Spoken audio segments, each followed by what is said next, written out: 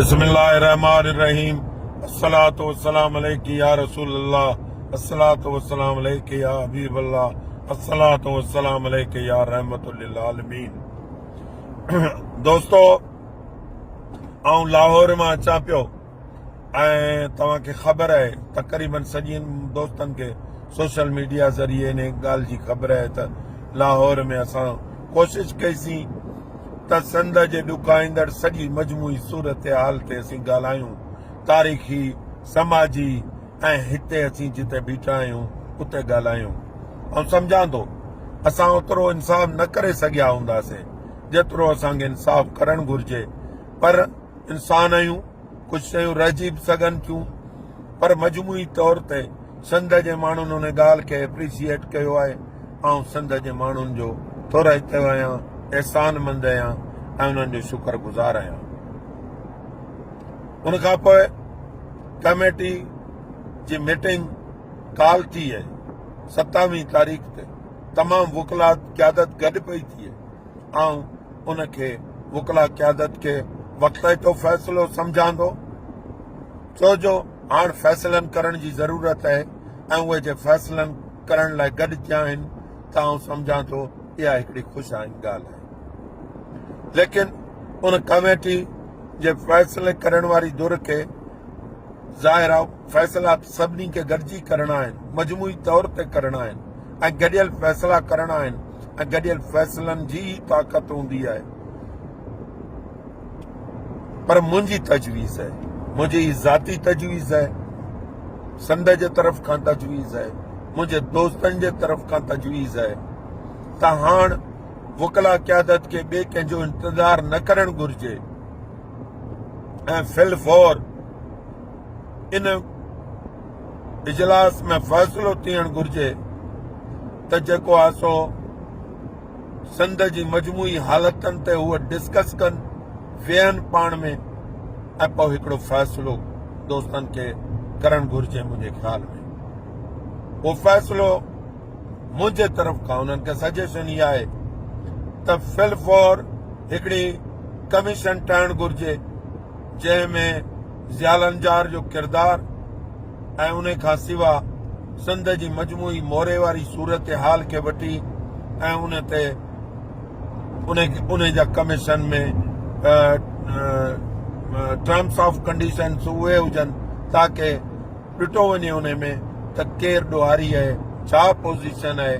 ज़ाहिर ॾोहारी त peoples party जी हुकूमत आहे ऐं उन्हनि जा माण्हू आहिनि, जहिड़े तरीक़े सां गनूं बंदूकूं खणी वलार करे उहे निकिता आहिनि ऐं जंहिं तरीक़े सां सिंध जे माण्हुनि खे उन्हनि हिसाइण जी कोशिशि कई आहे, डायरेक्ट बंदूकूं हणण जी कोशिशि कई आहे।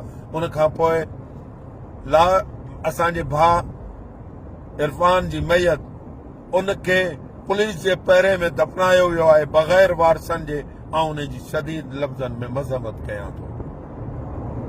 न सिर्फ़ ईअं आहे बल्कि हुन जी 2 सालनि जी नंढड़ी ॿारड़ी मासूम, उहा पंहिंजे पीउ ते आख़िरी दफ़ो पंहिंजा मासूम हथ रखी उन जे चहिरे ते उनखे अलविदा नाहे करे सघी। ऐं चवां थो पीपल्स पार्टी, बिलावल भुट्टो, आसिफ ज़रदारी, तव्हां चओ था असीं शोधाउनि जा वारिस आहियूं, अॼु तव्हांखे सरड़ो पाणी जो को ढुक मिले तव्हां चवां थो उन में तव्हां ॿुॾी मरो।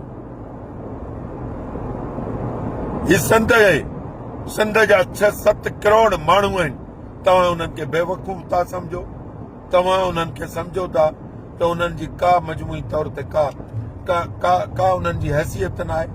तव्हां ईअं रबड़ वांगुरु उन्हनि खे डाहे छॾींदो, मिसारे छॾींदो, ईअं कतन न थींदो। ज़ियालंजार खे स्टेप डाउन करणु घुरिजे, माना इस्तीफ़ा ॾियणु घुरिजे ऐं उन खां इस्तीफ़ा वठणु घुरिजे पार्टी खे। ॿिया MPs मौजूदु आहिनि, पीपल्स पार्टी में ज़रूर को चङो माण्हू हूंदो, उन चङे माण्हू खे तव्हां फ़िलहाल आर्ज़ी बुनियादनि ते घरू वज़ीर मुक़ररु करियो जीअं ज़ियालंजार कमीशन ते असरअंदाज़ न थी सघे। ऐं इहो हिकिड़ो जाइज़ मुतालबो आहे। ईअं थींदो रहियो आहे दुनिया में त जंहिंजे ख़िलाफ़ कमीशन जुड़ंदी आहे उहो सभ खां पहिरीं पंहिंजी ताक़त विञाईंदो आहे ताकी उहो उन कमेटी ते असरअंदाज़ न, कमीशन ते असरअंदाज़ न थी सघे। वारसनि जी FIR दर्ज थियणु घुर्जे। उहा वारिस कल्ह खां वठी पिया चवनि ऐं हाणे त असांखे पक थी आहे उन में असांजो वकील साहब जिया लंजार साहब उन में इन्वॉल्व आहे ऐं 100% इन्वॉल्व आहे। तव्हां लाश मैयत ऐं शहीद जी छो पिया लिकायो, छो पिया पुलिस जे पैरनि में पढ़ायो, छा पिया करियो, छो पिया दफ़नायो? तव्हांखे इन जो जवाबु ॾियणो पवंदो। ऐं असां सम्झूं था पहिरें ॾींहं खां वठी हिन वाक़े खे तव्हां पुरतशदुद कयो आहे ऐं उनजी असीं भरसूब और मज़म्मत कयूं था। उन खां पोइ कमेटी खे जेके मजमूई असांजा वकील गॾु थियनि था, जेका बि असां वकीलनि जी क़यादत आहे उन्हनि खे मुंहिंजी तजवीज़ आहे हिकिड़ी, महिरबानी कयो सिंध हाणे फ़ैसिला कुन मरहले में बीठी आहे।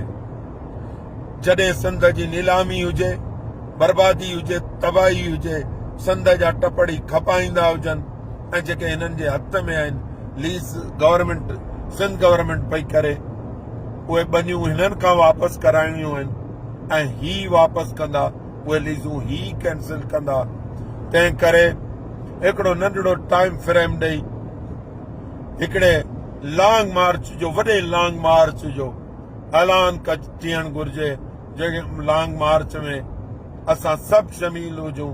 वकला क़यादत उनखे लीड करे, जीअं बवरलो धरणे खे वकला क़यादत लीड कयो, सभु ॿारूं उन में यकजा थियनि ऐं जेकॾहिं कंहिं ॿार जो को लीडर, को अॻवान मसलतन पीपल्स पार्टी जे करे ऐं पीपल्स पार्टी खे छॾे करे अॻिते नथो वधे त पोइ उनजो मजमूई तौर ते असां ईंदड़ दौर में उनजो पाण वकला तय कंदासीं त उन सां कीअं डील करणो आहे।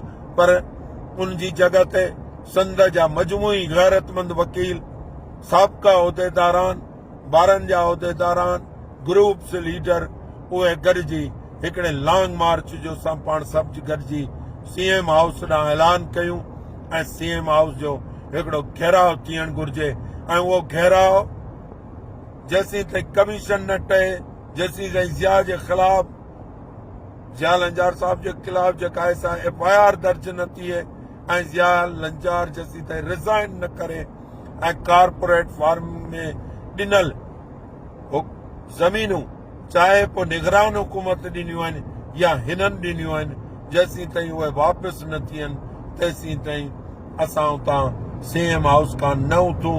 इहो मुंहिंजी तजवीज़ आहे दोस्तनि खे।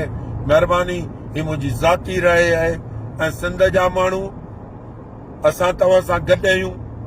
तव्हां ईअं न सम्झो त असां तव्हांजो जीअं लाहौर में केस पेश कयो आहे, असां हिकिड़ो इंच बि पोइ ते हटण लाइ तयारु न आहियूं ऐं न को हटंदासीं इंशा अल्लाह ताला, न को सिंध जे माण्हुनि खे इंशा अल्लाह ताला मायूस कंदासीं।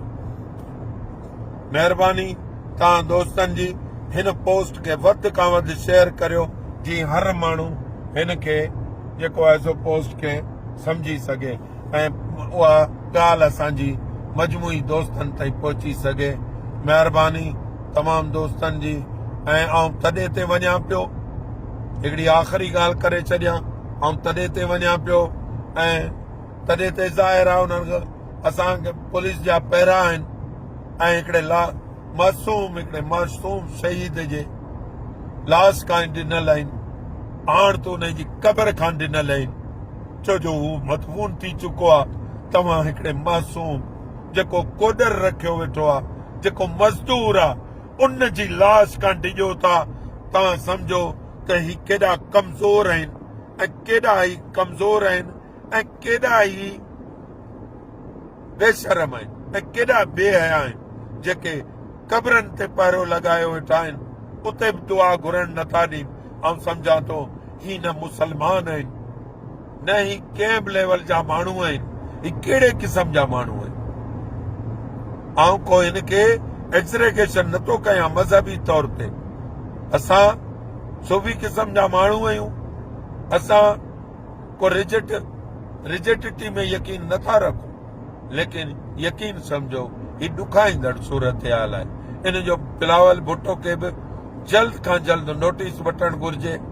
जेकॾहिं हू सम्झनि था ऐं जेको चवनि था त असीं वारिस आहियूं शहीदनि जा, पोइ छा सिर्फ़ शहीद भुट्टा जॾहिं शहीद थींदा उहे भुट्टा शहीद हूंदा, बाक़ी ॿिया जेके संद जा माण्हू उहे बेयारो मददगार रोडनि रस्तनि ते उन्हनि जूं शहादतूं थींदियूं, उहे सिर्फ़ पंहिंजी गुरबत जे करे उन्हनि जी शहादत कंसीडर न थींदी। महिरबानी तव्हां